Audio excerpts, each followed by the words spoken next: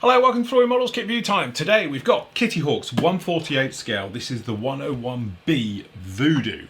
Now, you might remember this kit because back in around about 2014, in fact, when was it? June the 11th, 2014, I reviewed their latest one, which was the AC version, which is obviously the single seat. Now we finally got the actual two-seat version. Now, I'll be honest with you, the first review wasn't one of my most glowing ones with Kitty Hawk because we had a few technical issues with it, as in you're better off just going to go. I'll link it down below this one and you can get an idea of it. What I'm hoping though, that they haven't literally just stuffed a couple of new engines on this and a new front end. I'm hoping that they've probably got some of those tooling issues sorted out. Let's face it, I know, I've been quite a critique of Kitty Hawk, shall we say, over the last few years in some of their releases, but they are getting better. So let's just hope they've revisited this one and literally haven't just bolted on a few things. So I have to say, like I say every time I review a Kitty Hawk kit, I love this subject matter. I love the Voodoo. It's a beautiful aircraft, really nice. I love it in the Canadian markings as well. The Canadian markings I think are absolutely stunning, and I have noticed on the box you do get those as well. So I'd be really happy to do that particular one. But the Voodoo is one of my firm favourite aircraft. So let's hope this one is a little bit better than the last one. So there we go. It's the F-101 Voodoo. Okay, this is the B version two-seater. All right, so looking down on there, we can see we've got one from the 60th Fighter Interception Squadron, 1970. Really nice markings. And we're hoping it has got open up electronic plate, because that would be very nice if it has. Okay, yeah, down here on the edge, you've got your kit number, which is 80114. Okay, and we've got your other markings just down in here as well. So we've got a Canadian one, which again, that does look nice, doesn't it? That looks absolutely beautiful. Okay, so we've got the Nighthawks 395, okay, from the 409th Squadron. And then obviously we've got one down in here, we've got the RF version, which is nice then. So we've got the actual reconnaissance version and the sort of fighter version as well. So that's a really nice touch. We're hoping we've got both of those in the box. Okay, that's a nice one. And then we've got another one here from the 136th Fighter Interception Squadron as well, a 1968, and which looks like it's in that sort of grey colour, and it looks like this is in the metal, which I'm hoping it is. It will be the 437th, okay, 1967 as well. So some really nice touches down on there. Nothing usually on the other side, as we can see. So opening it up the box. Disclaimer for this one, to be honest with you, this isn't my kit. Just pop that in there and pop the bottle like that there. That might hold that upright. It does. This is our friend John's kit. So he does tend to get them a little bit earlier. So this could be a pre-production type run. I'm not sure if this is the final version. I do know I've had this now for a couple of weeks sat here before I got around to reviewing it, and it currently isn't available. So hopefully by the time it is available, but just a small little disclaimer, this might not be the finished version. Okay, we said that with the last one. We're going to say it again with this one. Okay, so down in here, we have the instructions. So we've got parts call out, and I'm trying to remember, and I did have a look, a brief look back at my other review I did. So it looks like it is a totally new front end. It's a same back end, same wings, same other bits and pieces. But there is some new stuff in here as well, as you might imagine, as we see cockpit parts, things like that. So we'll have a better look. But usual thing, we're starting down actually in the actual air intake system. So we're fitting those down to the first stage compressors, okay, doing that, and then we've got some little bit of engine work down here at the rear. So first part of those nozzle ones with the afterburner areas in there, that sort of clamshell Phantom-esque, I always think, back end of the actual Voodoo as well. It's probably why I like it so much. Okay, then clamping that down exactly as we did before. So it's a little bit modular how this goes, and this is one thing that obviously worried me about the other version. Then we've got the actual engines being footed on there just like that, okay? Wing section going in, so we've got some nice details by the looks of it down inside the wing areas, clamping the wings together. Obviously gear, you're just going to have to be careful how that goes in to be able to put that in afterwards. You just have to make a little bit of look on that. Photo etch, so we've got some photo etch, actually looks like for some vortex generators. It looks like they are, unless they're sensors running down into the actual air, or are they just staging areas? Those aren't, those are staging areas. That's going to be fiddly. Okay, so that probably is going to be extremely fiddly. What these are is spacers, which make vanes so the air can pass very nicely and gets broken up top and bottom as it goes down in there. Okay, couple of ones, so it looks like it could be posable as well for the actual ailerons on this one, and the flap system down in there again, exactly the same with the other side. so forth and so on like that. Then you've got the speed brakes. I think these are speed brakes. Looks like the speed brakes being fitted down in there. Are they speed brakes? I think so. Okay, and then we've actually got the actual cans themselves being fitted down on there. And then we've got it going on. Now this is what we're saying about this modular system on the back. So fitting that down into the tail, then we've obviously got that standard end. So we've actually got speed brakes on the back. So those must be air scoops down on the underside. Apologies for that. And then obviously we've got the actual arrestor cable going in, rudder system, things like that. Again, it's not posable on the tailplane, unfortunately, like it was before. It'd be nice to have a little bit of deflection off of that, but it's not. But it wouldn't be rocket science to make it, to do it, okay?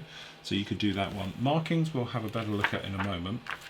Then it's dropping into the inside. So that's sort of standard back end. Going into the front end now, as I said, dual cockpit with this one. So everything's going to be doubled up on seats, things like that. So we've got some great attention to detail going down in those. Then we've got the nose section with the actual electronics base on there and things like that going down on the front end, as we can see. And then obviously we're just working our way around on this one now. So we've got the gear, the nose well, all being seated together down the front end. We've actually got the missiles being fitted down onto these ones as well, as they're going in with this sort of turnable, rotating, incredibly clever bomb design. I'm not sure who nicked it from who, if the Buccaneer had it first or it actually was the Voodoo, but it's that same rotary design. And then obviously these days it's actually in the B bombers as well, the B2s and the B52s does have them, B1s have them, something like that. But anyway, so we've got 3 full bombs and we've got the missiles down in there as well. So we've got those fitted in. Front ends going together. We've got that, I presume this is maybe just for the Canadian version. I'm not sure about all versions, but it's got the identification lamp as well for illuminating targets to have a better look at them for visually confirmation. And then obviously some of the other parts being fitted down in there for the coamings. Okay. Then we've got all the parts going on. So we've got the radar being fitted to the front, a couple of air scoops, things like that. And then we've actually got the weapon bay doors being fitted on there. And then obviously got the strake on the front being down on there. Then underneath, depending which version you're doing, obviously. So if you're doing the actual fighter version, you're going to be doing with this nose down on here. If you're doing the reconnaissance version, you've got all the camera parts with the better chin as well being fitted in there. But again, quite nice that you can have them displayed open or closed on those other ones. All right. And then fitting those on there, canopy fit being fitted on there, front end going on, things like that. And then a simple job of chucking this on there, and this is where I think we're going to have problems, because that seam's going to have to be good. I know a lot of it is hidden nicely by the actual air intakes, side barge doors being fitted in, but it still could be a little bit of a hassle. Fuel tanks, love the positioning on that, works really, really well. And then we've obviously got the different versions completed just down there.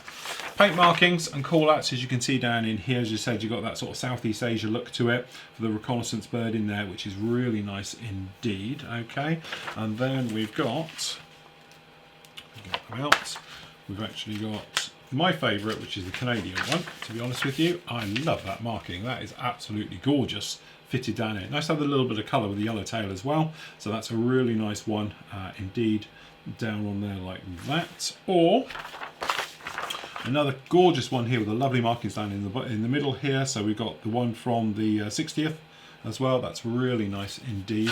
And then down on here we've got another one just in the normal sort of grey down in there. And then yeah, definitely beautiful colours with the actual natural metal finish with the actual markings as well. So that is something to behold right the way through. Again, it's a really, really nice jet. It's a good looking jet at the end of the day. Okay, so let's get stuck into the plastic. So, okay, where are we going to start? Looking for me knife? There's me knife. Okay, so we've seen this part before. And again, looking through the review, I was like, okay, let's see where we've got. All right. So as you can see, really nice. The difference between this and the old one was in the most garish blue colour you've ever seen in your life. This is quite nice now. It's more in your more traditional sort of your plastic colours. So looking around on it, we have got a little bit of flash here and there. I'm not going to lie there. We've got beautiful detail down in here, which is very much how it was the first time round. In fact, this sprue is the same as the other one. As far as I can remember, don't forget, we are talking now sort of 4 years ago since we reviewed this one, and again we've got exactly the same problem down in here. You can probably see it on the close-up. We've got sink marks down in here. Now, you know, this is where obviously I'll get called out on it, I'm sure, but you could get away with doing that as stress marks, surely. I know they haven't intentionally put them in because it is because of this on the back. It's a big old chunk of plastic, but I'm thinking you might get away with a little bit of stress marks. Let's face it, saves a lot of time with your Dremel. But again, it's not a biggie, it's on a smooth surface, it's quite easy to polish that out. and get rid of those, but it has got some of those stress marks. We saw those before, to be honest, but generally looking around, if we look on the close-up, you can see you've got a lovely level of detail down underneath there. We've got some nice stuff on the top. I can't see any problems with fading out or markings or anything else down in these. Actually very nice indeed. And generally on the tail, you can see really nice details down on there, and on the other side you can see on that one, and then down on these we've actually got some of the engine parts. Flipping it over, we've still got these horrible little ejector pins down in here as well, but they're no way as bad as I remember on the other one. And again, these little ones here, these little ejection ports as well, you just want to be mindful of those. Some of them won't mind, some won't matter. Nice detail down in these as well. And again, it's a little bit, you know, these aren't a problem to get rid of, it's just they're annoying that they're there, so make sure you take care of those and get rid of them. All right, but generally not too bad. Again, not perfect, but not bad at all. Okay, so down in here we've got one of the newer bays. This is the front end, so this will be a new sprue. So down in here we've got the nose section, we've got the obviously the electronics bays, but also we've got the chin, which actually this all looks quite nice indeed. Very nice. We look around on the close-up, you probably get it both in both sides. Actually the detail on this is pretty darn good. Nice box. I think with a little bit of wiring down in here, that would be absolutely superb. Real focal point of your mould. Very nice indeed. Raised slime lines are maybe a little bit too raised, but generally not too bad at all. Again, a little bit of a shame, got huge big ejector pins down in here and a little bit of flash going on with the insides of the doors. Because there's no real detail in here, it's not a biggie. You would expect framework to be in there of some description. But again, we're okay because it's got it covered. So we get both types, which is fair enough. The trouble is we've got ejector pins down in here, as you can see. Okay, so that's not the best in the world, but we are ejector pin free. I'm happy to report in some of the gear doors. So that's a nice touch. Some of the smaller parts, no problem at all. Again, just a little bit of a thing there, but generally pretty darn good. No problem there. Okay, so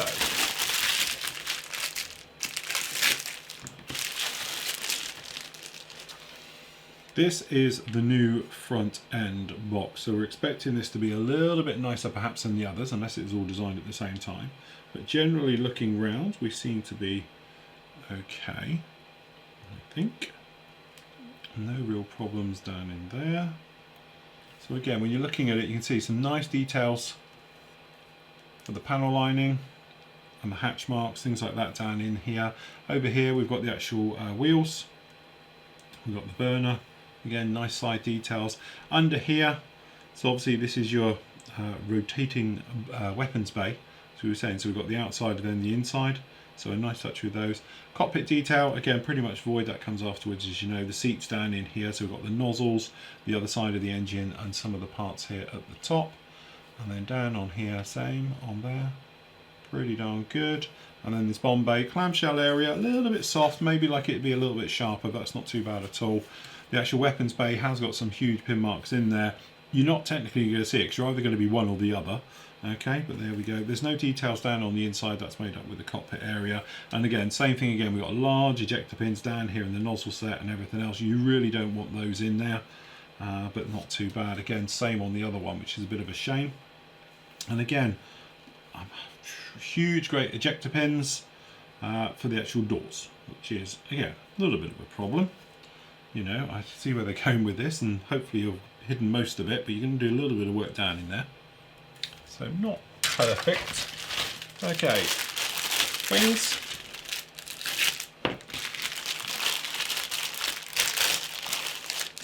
Okay, so we've got one sprue still show it come out the mould hot. There we go. Okay, underside, no problem. Looks pretty good. Got no real sink marks or anything down in here. It's obviously a little bit better, I think, than the last time we did it. Again, good level of detail underneath here. Some nice touches of detail as well down in the actual flap area.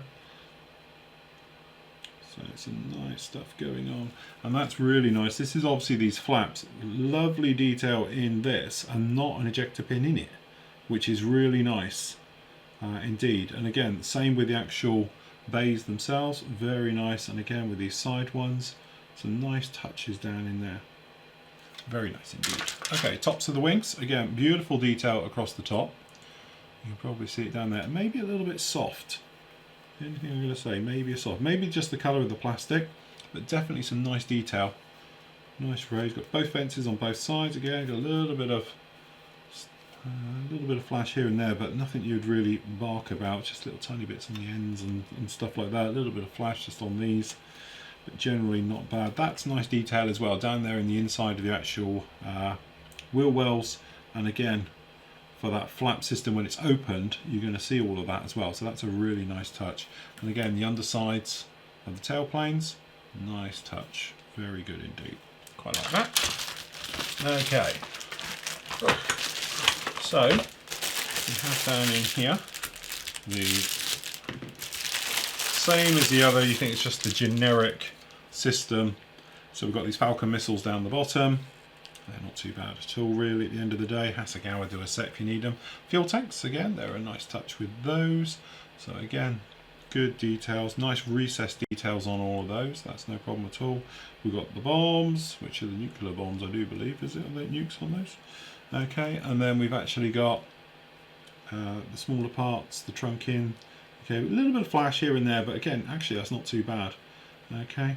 We've got the actual doors, we've got those, we've got those, we've got the gear. Gear looks nice, nice braking systems all shown.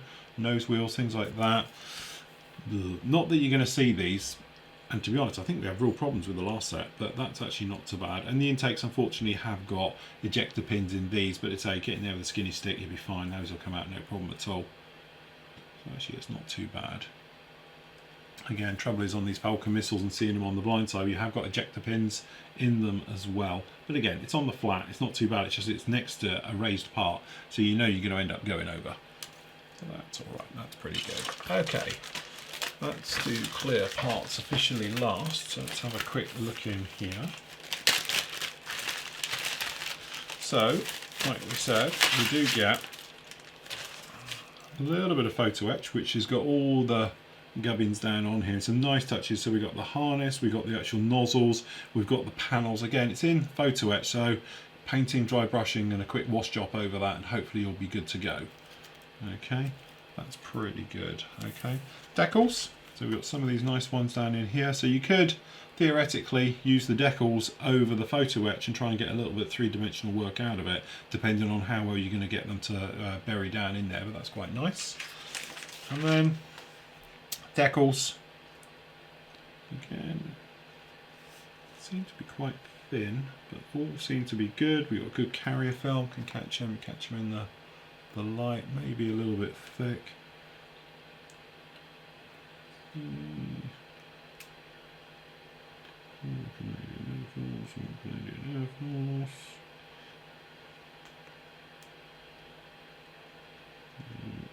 Yeah, I think pretty darn good. I can't see any faults with them. Just having a quick skimmy around like that, don't look too bad. Okay, clear part. So this is obviously for that side light. I think it's just for the identification light on the side. And then down into the clear part. Again, really nice. Good clear, no center seam.